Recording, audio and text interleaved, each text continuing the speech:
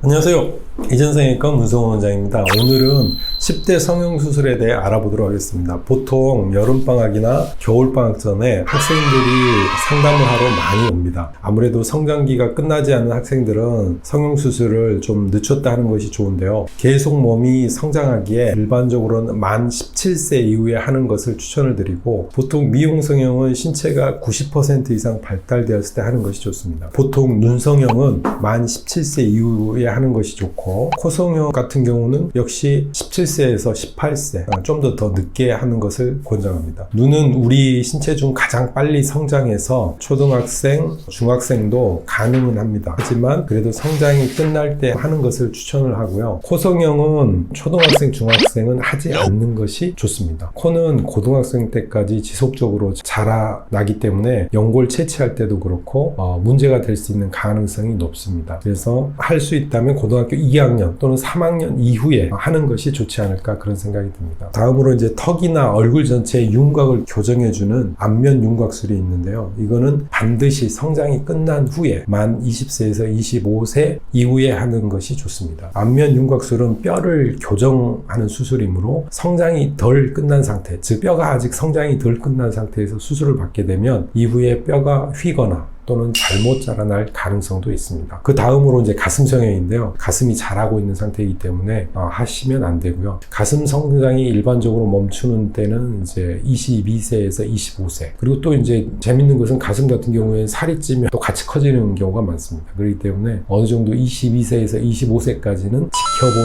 후에 하는 것이 좋겠습니다. 지방 흡입도 마찬가지입니다. 청소년기에는 세포수가 늘어나면서 체형이 형성되는 시기이므로 뚱뚱하다고 바로 지방 흡입술을 받으면 오히려 체형이 정상적이지 못한 방향으로 변할 수가 있습니다. 그래서 일단은 운동과 다이어트를 통해 살을 빼는 것이 좋습니다. 다음으로는 이제 필러랑 보톡스가 있는데, 필러랑 보톡스는 이제 예외적으로 미성년자도 가능합니다. 간단한 시술이기 때문에 가능하지만 부모님께 동의를 받고 부모님과 함께 방문하셔서 충분한 상담 후에 하는 것이 좋겠습니다. 결론적으로 말하면 초등학생, 중학생은 발육이 다 끝나지 않았기 때문에 발육이 어느 정도 끝난 시점에 하는 것이 좋고요. 요즘은 이제 초등학생부터 이제 쌍꺼풀 수술하는 경우도 있는데 가능은 하지만 급히 할 필요는 없다고 생각합니다. 하지만 안검 하수가 있거나 안검 내반으로 속눈썹이 눈을 찌른다, 이럴 경우에는 수술을 할 수 있습니다. 하지만 충분히 상담한 후에 결정하는 것이 좋겠습니다. 10대 미성년자 수술은 부모님과 이제 함께 방문해 주시는 것이 좋고, 법률적으로 부모님에게 동의를 받아야 가능합니다. 이젠 성형외과에서는 안전한 성형을 추구합니다. 빨리 예뻐지는 것도 좋지만 본인의 상태, 또 본인에게 맞는 성형수술을 충분한 상담을 한 후에 진행하는 것을 추천을 드립니다. 그래서 섣불리 수술하는 것보다는 충분한 상담 후에 진행하시기를 추천을 드립니다.